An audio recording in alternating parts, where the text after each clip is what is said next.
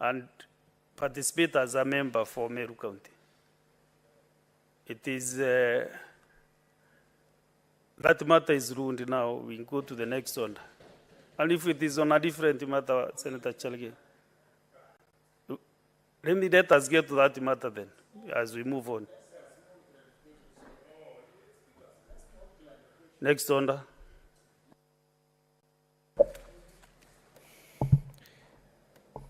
Order number 3, messages.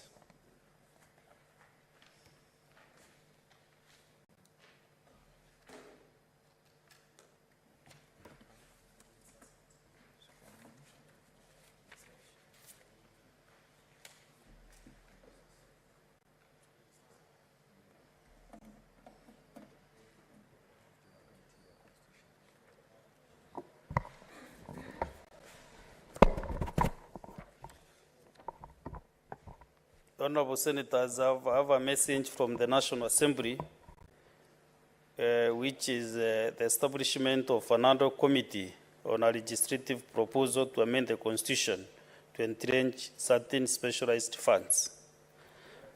Honorable Senators, I wish to report to the Senate that pursuant to Standing Order 46, 3, and 4, I have received a message from the Speaker of the National Assembly regarding the establishment of another committee on a legislative proposal to amend the Constitution to entrench certain specialized funds.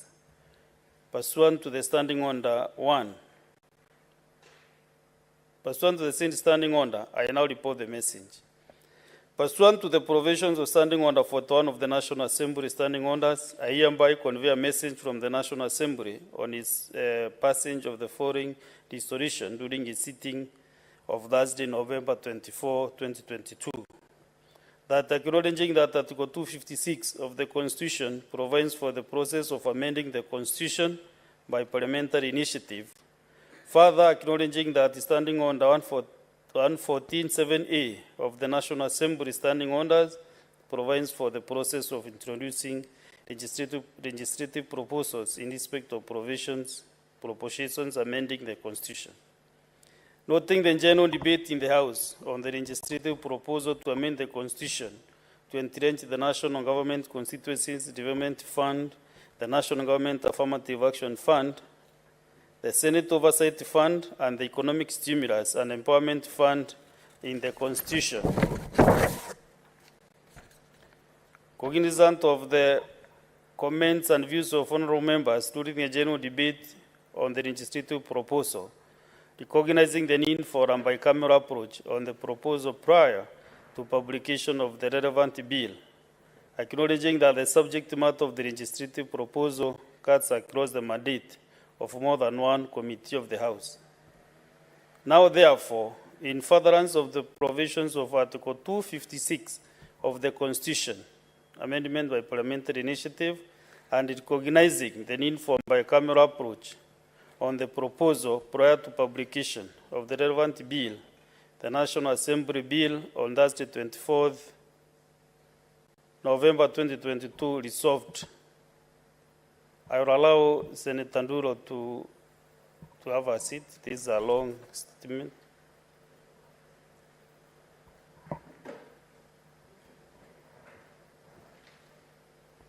I will repeat. Now, therefore, in furtherance of the provisions of Article 256 of the Constitution, amendment by parliamentary initiative, and recognizing the need for a bicameral approach on the proposal prior to publication of relevant bill, the National Assembly on Thursday, 24th November 2022, resolved as follows.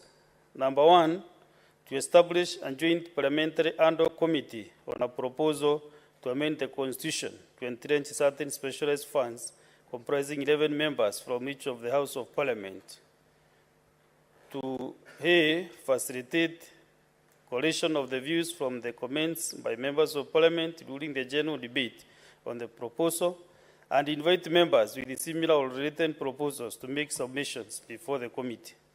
And B, invite, engage with, and consider submissions from stakeholders and relevant constitutional and statutory bodies with a law reform mandate, including the Attorney General and the commissions and independent offices established under Chapter 15 of the Constitution.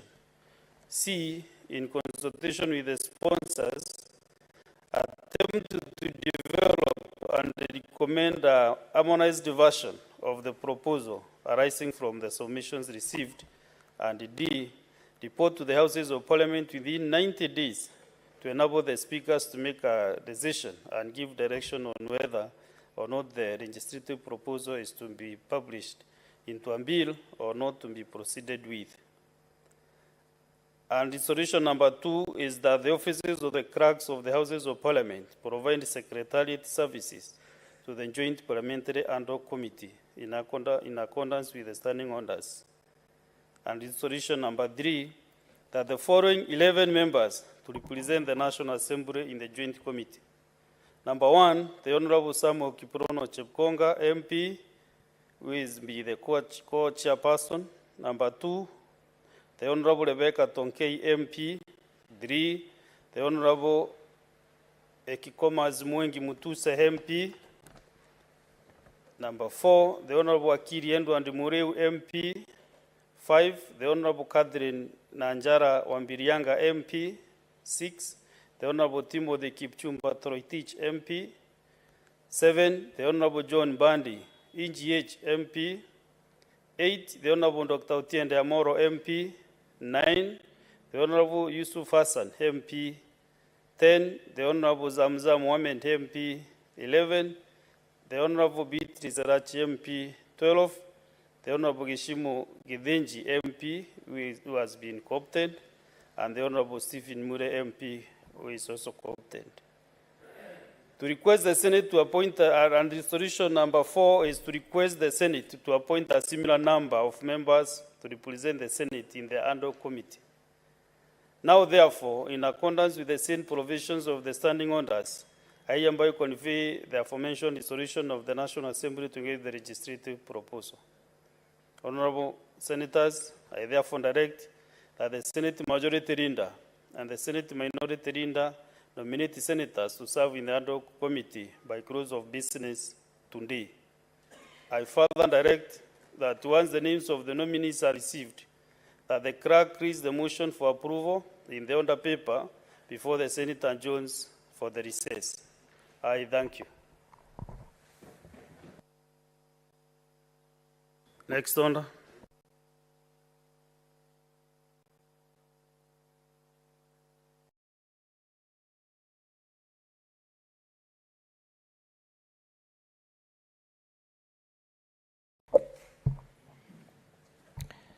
Order number 4, petitions.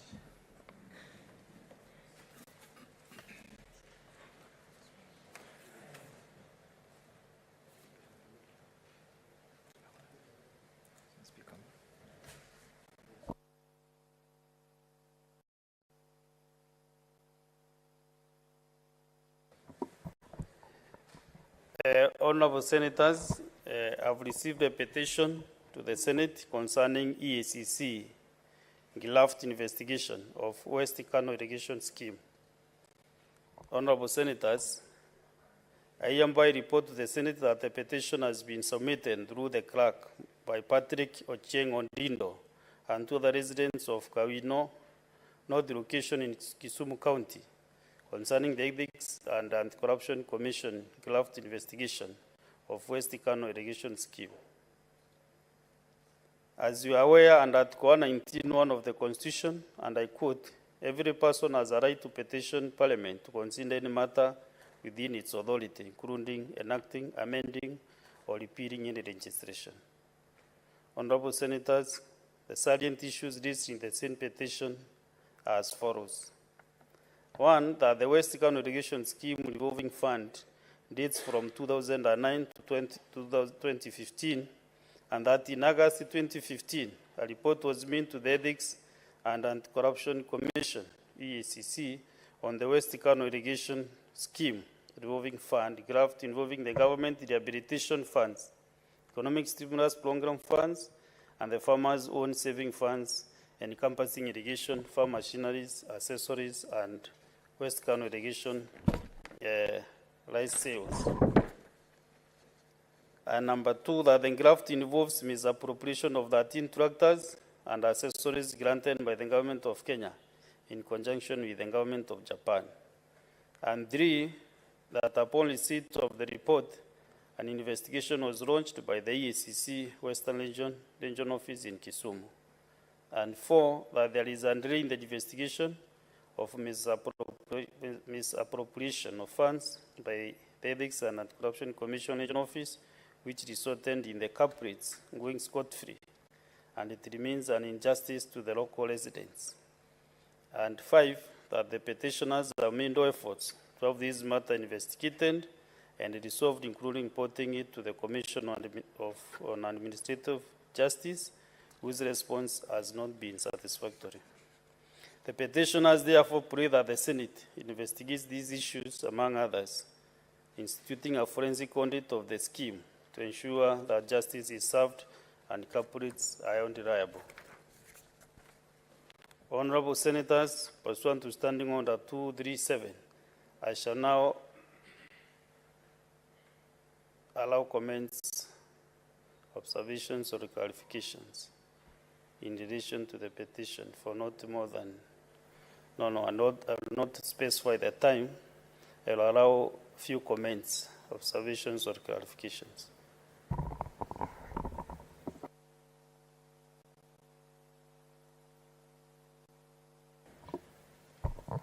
Senator Samson Chelage, as usual, number 1. Mr. Speaker, thank you for this opportunity. I want to congratulate the residents of Kowino North location in Kisumu County for having faith in the Senate to be able to address this issue of EACC graft investigation. Mr. Speaker, when you look at the Constitution, the EACC has been given an enormous task, of course, stemming out from the Chapter 6 on leadership and integrity and the subsequent acts that has been passed by Parliament, Mr. Speaker. The sad reality is that EACC nowadays, Mr. Speaker, instead of investigating corruption, arresting perpetrators, Mr. Speaker, as was this in the case, they are nowadays accomplices and partners in crime, Mr. Speaker. We have so many issues in this country, including even our counties. Mr. Speaker, our counties are now the bastions of corruption. Simply because EACC nowadays, they do a swoop, they splash headlines in the newspapers, media houses, but 6 months, 1 year, 2 years, many years from, this is from 2009, Mr. Speaker. It is sad, where is justice on this, Mr. Speaker? And therefore, Mr. Speaker, I think EACC, Mr. Speaker, and I remember in the last session, when EACC appeared before our committee of JLAC in the last session, the only conviction they brought to this house then was a conviction of 20,000 bribery. The report that they submitted to the Senate, and it's unanswered, Mr. Speaker. Yet billions and millions of Kenyans' money continues to be plundered, laundered, Mr. Speaker, and being stolen, yet EACC just sits back, does not do anything, Mr. Speaker. And I think if the allegations that have been raised by these petitioners is anything to go through for or to be believed, then EACC, Mr. Speaker, has turned itself into the perpetrators of corruption in this republic, Mr. Speaker. And therefore, second and finally, Mr. Speaker, is this, the issue we say justice delayed is justice denied.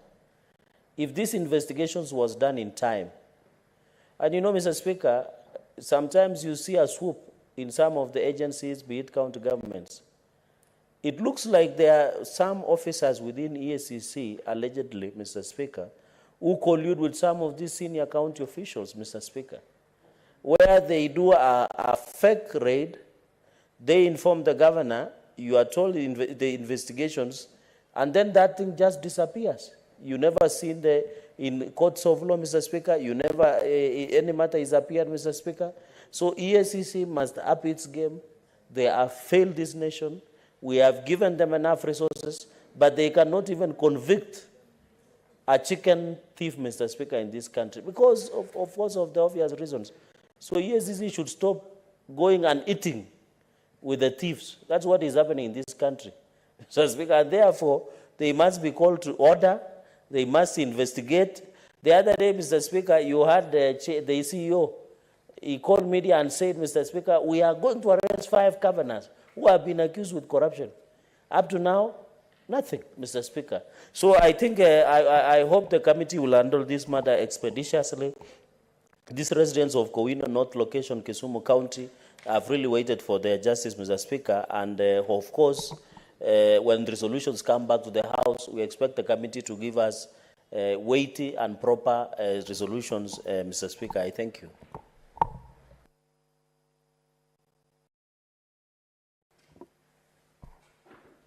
Okay. Honorable Senators, pursuant to Standing Order 2381, the petition is hereby committed to the Standing Committee on Agriculture, Livestock and Fisheries for its consideration. In terms of Standing Order 282, the committee is required in not more than 60 calendar days from the time of reading the prayer to respond to the petitioners by way of a report and address to the petitioner and read on the table of the Senate. I thank you. Next order.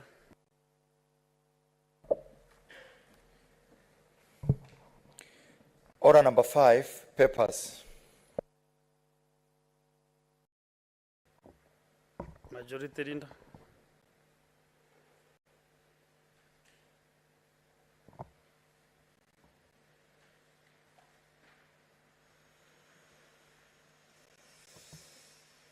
Okay.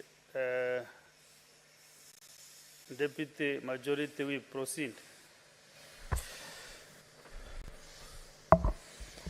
Mr. Speaker, sir, I beg to lay the following papers on the table of the Senate. Today, 30th November 2022, the report of the Auditor General on the financial statements of 1. Municipality of Lamu for the year ended 30th June 2019, Municipality of Lamu for the year ended 30th June 2020, Kakamega County Water and Sanitation Company Limited for the year ended 30th June 2021, Bungoma County Assembly Car Loan and Mortgage Scheme Fund for the year ended 30th June 2021, and Bungoma County Pensions with Disability Empowerment, Persons with Disability Empowerment Fund for the year ended 30th June 2021. Thank you, Honorable Speaker. What is your point of order? Senator Chelagay. Some of us are struggling to listen to what the majority will be saying. But there are some funny noise that is coming outside the chamber. Can you direct the clerk to ensure that these funny noises that are penetrating into the chamber does not affect the studio silence and the keen listening of the members? Everybody is hearing you. Where is the noise from? I can't hear Mr. the voice. Like a few minutes ago. So my worry is that it might come back, Mr. Speaker. So you would direct the Sergeant at Arms to check out what is happening, Mr. Speaker. Okay. You have another paper by the Chairperson, Standing Committee on National Security, Defense and Foreign Relations.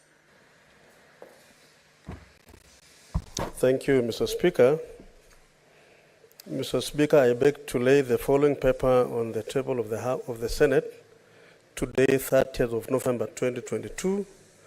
Report of the Standing Committee on National Security, Defense and Foreign Relations on a statement sought by Senator Enoch Wambua, MP, on the heightened insecurity in Mutha Ward, Kitui County. Thank you, Mr. Speaker. Thank you. Next order.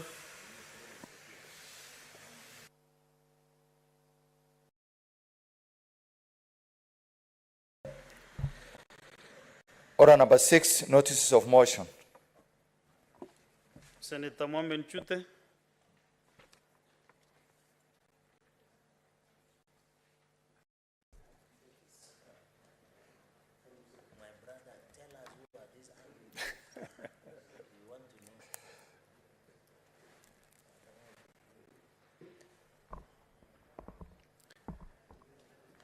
Notice of motion. Thank you, Mr. Speaker. Yes. This is a notice of motion incessant high electricity cost in Kenya. Honorable Speaker, I beg to give a notice of the following motion. That aware that energy is an essential factor of production and its total consumption is a major determinant of performance of the economy, which is its cost and reliability, spurring or stifling economic growth. Further aware that there has been a significant growth in the demand for electricity in Kenya, driven by economic growth. Increased effort towards rural electrification and reinforcement of the transmission and distribution grids, while the supply has been constrained majorly due to over-reliance on hydroelectric power generating plants that have been negatively impacted by perennial drought experienced in the country. Mr. Speaker, noting that imbalance in demand and supply of power coupled with payments by Kenya Power and Lighting Company for produced power, not consumed power. Produced power, not consumed power. And fluctuation in the foreign exchange rates contribute to the high cost of electricity. Appreciating that Kenya has made strides in diversifying its power sources with geothermal plants, offering tremendous potential for zero carbon source of power, already producing nearly 1 gigawatt of power. Concerned that private power generating companies, popularly referred to as independent power producers, only supply 28% of power to Kenya Power Lighting Company, but accounts for 47% of power purchase cost, calling for the need to enhance energy management in Kenya. Mr. Speaker, you've seen 28% of power supply is IPPs, but they are consuming cost-wise 47%. Now, therefore, Mr. Speaker, my apologies. You get the opportunity to discuss the motion. Thank you. When we'll be moving it, so just give notice. In as it is, and then you will be getting enough time. Thank you, Mr. Speaker. Minutes. Now, therefore, the Senate resolves that the Standing Committee on Energy to undertake an inquiry into contracts signed by IPPs detailing the cost, capacity, and duration of the contractual agreements and the implications on affordability of electricity in the country. Discrepancy in the cost of electricity sold to Kenya Power by Kenyan, imports from Ethiopia, and IPPs, and the diversion of the electricity generated by Lake Turkana wind power to the national grid, noting that Marsabit and Samburu counties are inadequately supplied.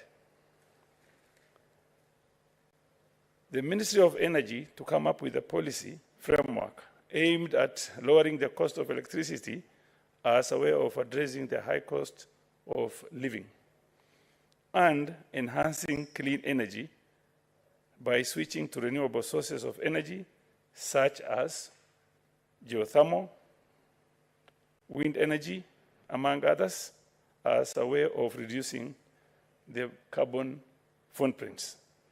Senator Mohammed Chute, Marsabit. Thank you, Mr. Speaker. Senator Chute. There is another notice of motion by the Chairperson Standing Committee on National Security.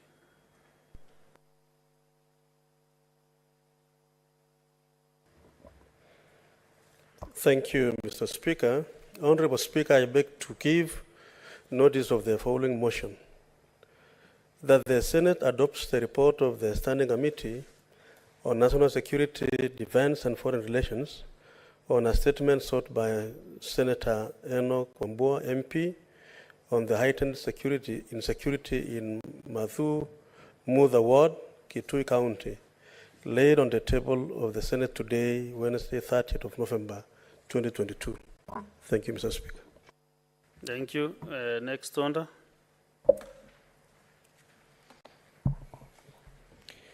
Order number 7, statements. We have several statements. Let us get the first one from Senator for West Pokot, Senator Reverend Julius Mulgo.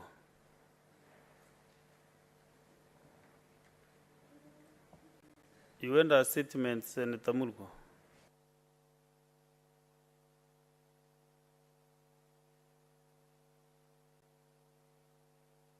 Okay. Approach the table and be assistant. Let's go to Senator Lelegwe Letumbesi, Professor.